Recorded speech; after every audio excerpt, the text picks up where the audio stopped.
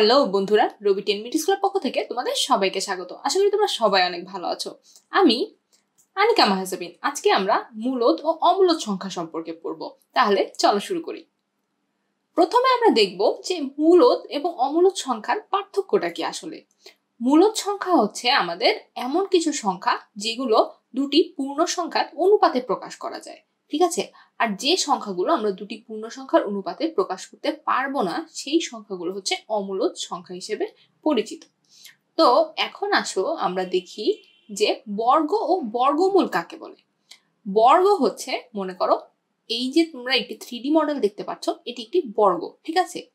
এই বর্গ আসলে আয়তক্ষেত্র, কিন্তু তার প্রত্যেকটি বাহুর দৈর্ঘ্য একই হবে, ঠিক আছে। আয়তক্ষেত্রের যেমন দৈর্ঘ্য এবং প্রস্থ আলাদা হয়, বর্গের ক্ষেত্রে এর প্রত্যেকটি বাহুর দৈর্ঘ্য সেম। তো এখানে মনে করো এই বর্গের বাহুর দৈর্ঘ্য ক, একটি বাহুর দৈর্ঘ্য ক মানে মনে করো প্রত্যেকটি বাহুর দৈর্ঘ্য ক, সেক্ষেত্রে এই বর্গের ক্ষেত্রফল হবে ক গুণ ক, অর্থাৎ ক এর বর্গ বা ক স্কয়ার, ঠিক আছে। বিপরীত ভাবে বর্গক্ষেত্রের ক্ষেত্রফল ক বর্গ হলে এর প্রত্যেকটি বাহুর দৈর্ঘ্য কত হবে? এই ক স্কয়ারের বর্গমূল, অর্থাৎ ক। তো আশা করি এই বর্গ ও বর্গমূল সম্পর্কে তোমরা ধারণা পেলে। এখন আসো আমরা দেখব যে এই একটি ছবি, ঠিক আছে। এখানে মনে করো আমাদের কতগুলো মার্বেল রয়েছে। তো এখন একটি জিনিস দেখো যে এখানে যে 9টি মার্বেল রয়েছে, ঠিক আছে, এই মার্বেলগুলো কিন্তু বর্গাকারে সাজানো রয়েছে। এখানে দেখো সমান দূরত্বে প্রতিটি সারিতে 3টি করে 3টি সারিতে মার্বেল সাজানো আছে, এবং এখানে আমাদের মোট মার্বেলের সংখ্যা কত হচ্ছে? 3 গুণ 3, অর্থাৎ 9টি। তাহলে দেখো প্রত্যেক সারিতে মার্বেল সংখ্যা এবং সারির সংখ্যা সমান, তাই চিত্রটি বর্গাকৃতি হয়েছে। সুতরাং এখান থেকে আমরা কি বুঝতে পারি বলতো? 3 এর বর্গ হচ্ছে 9 এবং এই 9 এর বর্গমূল হচ্ছে আবার 3। এখন আসো আমরা দেখব আরেকটি উদাহরণ, সেটা হচ্ছে 4 এর বর্গমূল কত। 4 এর বর্গমূল হচ্ছে 2। দেখো 2 গুণ 2 করলে আমরা পাই 4, আবার 4 কে যদি আমরা বর্গমূল করি তাহলে আমরা কত পাই? তাহলে আমরা পাই 2। সুতরাং আমরা কি বলতে পারি? কোনো সংখ্যাকে সেই সংখ্যা দ্বারাই গুণ করলে যে গুণফল পাওয়া যায় তা ওই সংখ্যার বর্গ এবং সংখ্যাটির গুণফলের বর্গমূল। এখন আসো আমরা পূর্ণবর্গ সংখ্যা কি সেটি সম্পর্কে জানবো। মনে করো একটি বাহুর দৈর্ঘ্য 1, এর যদি আমরা ক্ষেত্রফল চিন্তা করি সেটা হবে 1 স্কয়ার, অর্থাৎ 1। আবার মনে করো একটি বর্গের বাহুর দৈর্ঘ্য 2, এর যদি আমরা ক্ষেত্রফল চিন্তা করি তাহলে 2 গুণ 2, অর্থাৎ 4। একটি বর্গের বাহুর দৈর্ঘ্য যদি 3 হয় তাহলে এর ক্ষেত্রফল 3 গুণ 3, অর্থাৎ 9। তো এভাবে মনে করো আমাদের এই যে আমরা দেখতে পাচ্ছি 1, 4, 9 এই সংখ্যাগুলোর একটি বিশেষ বৈশিষ্ট্য আছে, সেগুলো হচ্ছে এগুলোকে অন্য কোনো পূর্ণ সংখ্যার বর্গ হিসেবে প্রকাশ করা যায়। এই 1, 4, 9, 25, 49 এই সংখ্যাগুলো পূর্ণবর্গ সংখ্যা। পূর্ণবর্গ সংখ্যার বর্গমূল একটি স্বাভাবিক সংখ্যা। মনে করো এই 21, ঠিক আছে, 21 এর বর্গ হচ্ছে 441, যেটি একটি পূর্ণবর্গ সংখ্যা, এবং 441 এর বর্গমূল হচ্ছে 21, একটি স্বাভাবিক সংখ্যা। অর্থাৎ যে কোনো সংখ্যাকে বর্গ করলে আমরা যে সংখ্যাটি পাচ্ছি সেটি হচ্ছে আমাদের পূর্ণবর্গ সংখ্যা। এরপরে আসো আমরা দেখি বর্গ সংখ্যার ধর্ম। বর্গ সংখ্যার ধর্ম যদি তুমি বুঝতে যাও তাহলে প্রথমে তোমাকে যেটা করতে হবে, দেখো এখানে 1 থেকে 20 পর্যন্ত সংখ্যা আছে এবং এর পরের সারিতে এই সংখ্যাগুলোর বর্গ সংখ্যা আছে। যেমন 1 এর বর্গ সংখ্যা 1 গুণ 1, 2 এর বর্গ সংখ্যা 2 গুণ 2 4, 3 এর বর্গ সংখ্যা 3 গুণ 3 9। তো এভাবে তোমরা এই খালি অংশগুলো পূরণ করবে। 4 এর বর্গ সংখ্যা কত হবে বলতো? 4 গুণ 4 16। এই খালি ঘরে দেখো 7 এর বর্গ সংখ্যা 7 গুণ 7, অর্থাৎ 49 হবে। তো এভাবে তোমরা এই খালি ঘরগুলো পূর্ণ করবে। খালি ঘরগুলো পূর্ণ করার পরে তোমরা একটু যদি পর্যবেক্ষণ করো তাহলে দেখবে একক স্থানীয় যে অঙ্কগুলো, ঠিক আছে, সেগুলো সব 0, 1, 4, 5, 6 অথবা 9 এই সংখ্যাগুলো হচ্ছে। সুতরাং কোনো বর্গ সংখ্যার একক স্থানে 2, 3, 7, 8 এই অঙ্কগুলো নেই, ঠিক আছে। প্রত্যেকটি বর্গ সংখ্যা তুমি এখানে লক্ষ্য করো, কোনোটির একক স্থানেই কিন্তু তুমি এই 2, 3, 7 বা 8 পাবে না। তো এখান থেকে আমাদের মনে একটি প্রশ্ন আসতে পারে যে কোনো সংখ্যার একক স্থানীয় অঙ্ক 0, 1, 4, 5, 6, 9 এই সংখ্যাগুলো হলে কি সংখ্যাটি বর্গ সংখ্যা হবে? আবার দেখো এখানে আরেকটি প্রশ্ন আছে যে নিচের সংখ্যাগুলোর কোনগুলো পূর্ণবর্গ সংখ্যা সেটা নির্ণয় করো। এটি তোমরা চেষ্টা করবে। 3 নম্বরে দেখো এই যে বর্গ সংখ্যাগুলো প্রত্যেকটির একক স্থানীয় অঙ্ক 1, তাই না? যে সংখ্যাগুলোর বর্গ সংখ্যা এগুলো, সেগুলোর প্রত্যেকটির একক স্থানেই 1 অথবা 9 আছে। এ থেকে আমরা বলতে পারি যে একক স্থানে যদি 1 অথবা 9 থাকে তাহলে বর্গ সংখ্যার ক্ষেত্রে একক স্থানে শুধু কি হবে বলতো? 1। এরপরে দেখো আমরা আরেকটি বৈশিষ্ট্য লক্ষ্য করি, সেটা দেখো এই যে সংখ্যাগুলো এগুলোর একক স্থানে 3 বা 7 আছে। সেই ক্ষেত্রে বর্গ সংখ্যাগুলোর বিশেষ বৈশিষ্ট্য দেখো প্রত্যেকটির একক স্থানে 9 আছে। এখানে দেখো সংখ্যাগুলোর একক স্থানে আছে 4 অথবা 6 এবং বর্গ সংখ্যার ক্ষেত্রে প্রত্যেকটির একক স্থানে আছে 6। এখন আসো আমরা এতক্ষণ যে জিনিসগুলো দেখলাম সেগুলো নিয়ে একটু আলোচনা করি। সেটা হচ্ছে যে সংখ্যার সর্বডানের অঙ্ক একক স্থানীয় অঙ্ক 2 বা 3 বা 7 বা 8 সেটা পূর্ণবর্গ নয়। আরেকটি জিনিস যেটা আমরা লক্ষ্য করলাম যে সংখ্যার শেষে বিজোড় সংখ্যক শূন্য থাকে ওই সংখ্যা পূর্ণবর্গ হয়। আবার একক স্থানীয় অঙ্ক 1 বা 4 বা 5 বা 6 বা 9 হলে ওই সংখ্যা পূর্ণবর্গ হতে পারে। ঠিক আছে, যেমন মনে করো 81, 64, 25, 36, 89 এগুলো। আবার সংখ্যার ডান দিকে জোড় সংখ্যা শূন্য থাকলে ওই সংখ্যা পূর্ণবর্গ হতে পারে। যেমন মনে করো 100, ঠিক আছে, জোড় সংখ্যক শূন্য আছে। তারপর 4900, এখানেও দেখো দুটি শূন্য আছে। এখন তোমাদের কিছু কাজ থাকবে, এই কাজগুলো তোমরা একটু নিজেরা করবে। এরপরে আসো আমরা দেখব বর্গমূলের চিহ্ন কেমন হয়। বর্গমূল সাধারণত এমন একটি টিক চিহ্নের মতো সাইনের সাহায্যে বোঝানো হয়। শুধু টিক চিহ্ন আমাদের এটুক হচ্ছে, আর বর্গমূলের ক্ষেত্রে এই টিক চিহ্নের যে মাথাটা এটি বড় করে দেওয়া হয়। ঠিক আছে, এবং এই ঘরের ভেতরে আমরা সংখ্যা লিখে থাকি। তো এখানে দেখো 25-এর বর্গমূল হচ্ছে আমাদের 5 গুণ 5 25 অর্থাৎ 5 হবে। এরপরে তোমাদের কিছু কাজ থাকবে, সেটা হচ্ছে কয়েকটি বর্গ সংখ্যার বর্গমূলের তালিকা বের করা। এরপরে আমরা দেখব মৌলিক গুণনীয়কের সাহায্যে আমরা কিভাবে বর্গমূল নির্ণয় করতে পারি। মনে করো 16কে আমরা মৌলিক গুণনীয়কে বিশ্লেষণ করব। এখানে 16-র মৌলিক গুণনীয়কগুলো কি কি? তো এটা বের করার একটা উপায় হচ্ছে প্রথমে এভাবে তুমি 16কে 2 দিয়ে ভাগ করা শুরু করবে। যেহেতু 16 একটি জোড় সংখ্যা, প্রথমে পেলে 8, তারপর দেখো এই 8কে যদি আবার 2 দিয়ে ভাগ করো তাহলে তুমি পাবে 4, আবার 4কে 2 দিয়ে ভাগ করে তুমি পাচ্ছ 2, তারপর 2কে ভাগ করে পাচ্ছ 2 গুণ 1। তাহলে দেখো এই যে 4টা 2 এরা কিন্তু আমাদের 16-র মৌলিক গুণনীয়ক। এখন মৌলিক গুণনীয়কগুলো আমরা পেলাম, এর সাহায্যে আমরা বর্গমূল কিভাবে বের করব। এই যে একই রকম এক জোড়া মৌলিক গুণনীয়ক, এই যে একই রকম আরেক জোড়া মৌলিক গুণনীয়ক, এখান থেকে একটি করে সংখ্যা তুমি নিবে। ঠিক আছে, এখান থেকে একটি 2, এখান থেকে একটি 2, তাহলে আমাদের এখানে আমরা যদি এই দুটি 2 নেই তাহলে 2 গুণ 2 4 হবে 16 বর্গমূল। ঠিক আছে, এভাবে আমরা মৌলিক গুণনীয়কের সাহায্যে বর্গমূল নির্ণয় করতে পারি। এরপরে আসো আমরা দেখি যে মৌলিক গুণনীয়কের সাহায্যে কোনো পূর্ণবর্গ সংখ্যার বর্গমূল নির্ণয় করার নিয়ম কি কি। প্রথমে আমরা প্রদত্ত সংখ্যাটিকে মৌলিক গুণনীয়কে বিশ্লেষণ করব, যেটা আমরা একটু আগের অঙ্কে দেখলাম। তারপর প্রতি জোড়া একই গুণনীয়ককে একসাথে পাশাপাশি লিখব এবং এই প্রতি জোড়া একজাতীয় গুণনীয়কের পরিবর্তে একটি গুণনীয়ক লিখব এবং ওই গুণনীয়কগুলো ধারাবাহিকভাবে গুণ করলে আমরা বর্গমূল পেয়ে যাব। তো আশা করি তোমরা মৌলিক গুণনীয়কের সাহায্যে কিভাবে পূর্ণবর্গ সংখ্যার বর্গমূল নির্ণয় করতে হয় সেটা বুঝতে পারলে। এরপরে আমরা যেটা দেখব সেটা হচ্ছে একটি উদাহরণ। মনে করো এই 3136 এই সংখ্যাটির বর্গমূল আমরা নির্ণয় করব। কিভাবে নির্ণয় করব? একটু আগে আমরা যে উপায়টা শিখলাম সেটা। তো সেটার জন্য আমাকে প্রথমে কি করতে হবে, এর এই মৌলিক গুণনীয়কগুলো বের করতে হবে। তাহলে বের করে নিলাম। এখানে দেখো আমাদের মৌলিক গুণনীয়কগুলো মধ্যে কয় জোড়া 2 আছে বলতো?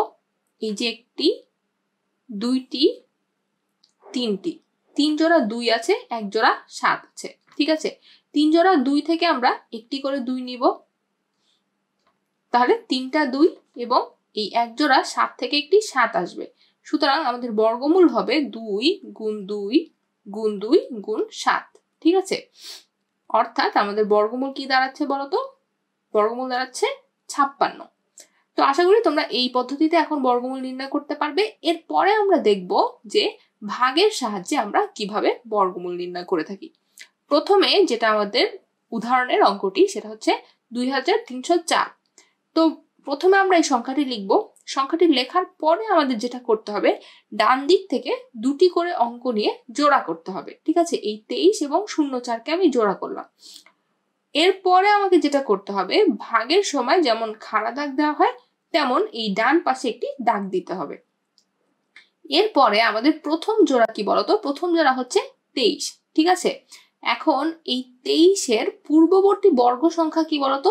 23-এর পরবর্তী বর্গ সংখ্যা হচ্ছে 25 এবং পূর্ববর্তী বর্গ সংখ্যা হচ্ছে 16। এখন এই 16-এর বর্গমূল কত? 16-র বর্গমূল 4, তাই না?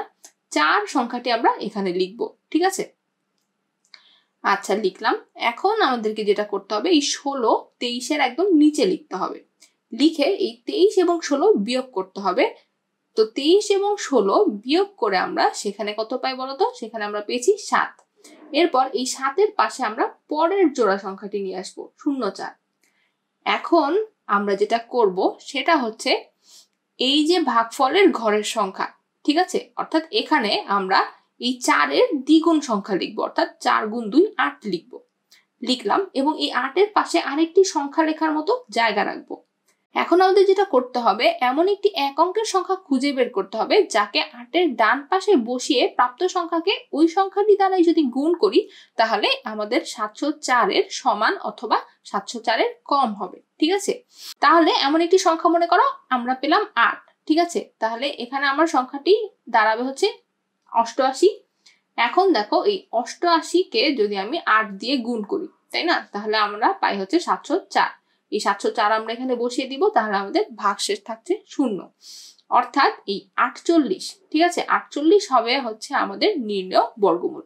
এখানে আমরা যে সংখ্যাটি আনছি সেটা কিন্তু আমরা 4-এর পাশেও আনবো। তাহলে আমরা এভাবে ভাগের সাহায্যে বর্গমূল নির্ণয় করতে পারি। এরপরে আমরা দেখব বর্গ সংখ্যা ও বর্গমূল সম্বন্ধে কিছু উল্লেখ্য বিষয়। কোন সংখ্যার একক স্থানীয় অঙ্ক থেকে শুরু করে বাম দিকে এক অঙ্ক পর পর যতটি ফোঁটা দেওয়া যায় এর বর্গমূলের সংখ্যাটি তত অঙ্ক বিশিষ্ট, ঠিক আছে। মনে করো এই যে 81-এর বর্গমূল কি 9, তাই না। তো যেহেতু এটি এক অঙ্ক বিশিষ্ট সুতরাং একটি ফোঁটা। আবার 100-র বর্গমূল কি 10, ঠিক আছে। এখানে 2 অঙ্ক বিশিষ্ট, তাই 2টি ফোঁটা, ঠিক আছে। এরপরে তোমাদের কিছু কাজ থাকবে, সেটা হচ্ছে এই সংখ্যাগুলোর বর্গমূল কত অঙ্ক বিশিষ্ট সেটা নির্ণয় করো। এখন আমরা যেটা দেখব সেটা হচ্ছে অনুশীলনের কিছু অঙ্ক। 1 নম্বর প্রশ্নের সমস্যাটি দেখো, এটি আমরা উদাহরণেও দেখেছি, সেটা হচ্ছে মৌলিক গুণনীয়কের সাহায্যে বর্গমূল নির্ণয়। প্রথমে আমরা এই 1521-এর গুণনীয়কগুলো বের করব।